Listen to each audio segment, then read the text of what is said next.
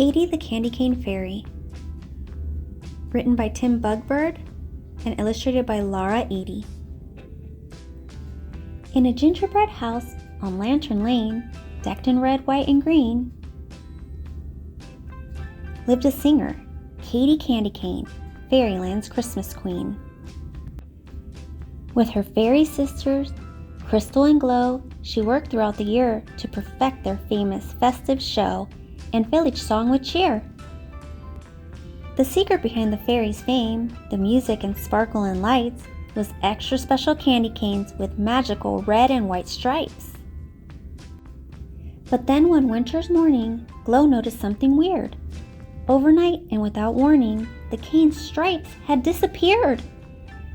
The shows were in their planner and rehearsals were nearly through, but with no stripes to create the glamour, what would the fairies do?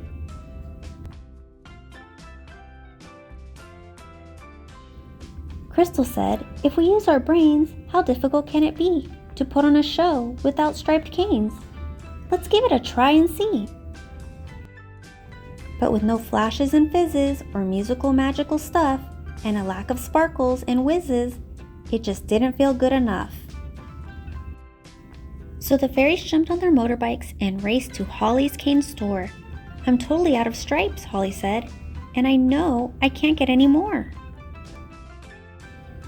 I've got candy canes in gold with sparkly stars or silver with hearts and dots.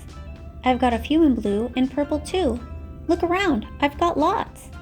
But just one thing I have not got, and that's without a doubt, is any kind of candy cane with stripes. I am totally, completely sold out." Katie's poor head was in a spin. Her brain was in a tangle. The fairies had to think again to see things from a different angle. So they searched their house for their stripiest thing, for hats and scarves and socks.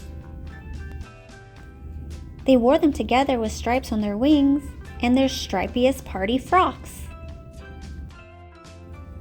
But as hard as they tried, things did not improve. Would nothing bring back their sparkling groove? When the day of the Christmas show came around, the fairies had done all they could, but without their canes, they feared it was bound to be boring and not any good. Outside, the audience stood in line. They just couldn't wait to get in. The sisters hugged and said, "It's time. Let's take a deep breath and begin."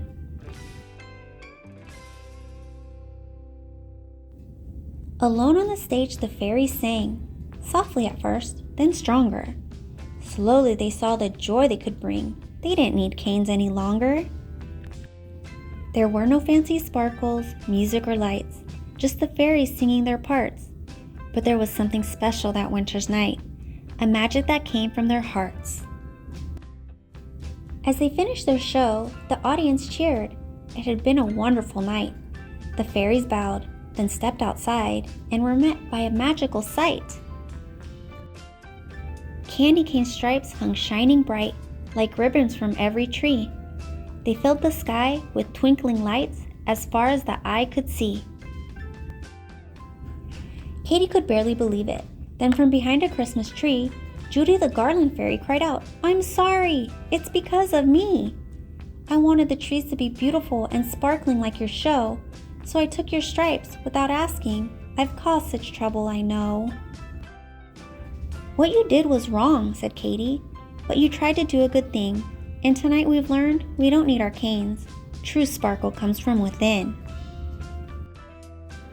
Judy joined her friends in one last song as it started to gently snow. The fairies gathered and sang along. This was the best ever Christmas show. Katie's Christmas show was saved by courage, love, and caring. And that night, every fairy felt the joy that comes from sharing.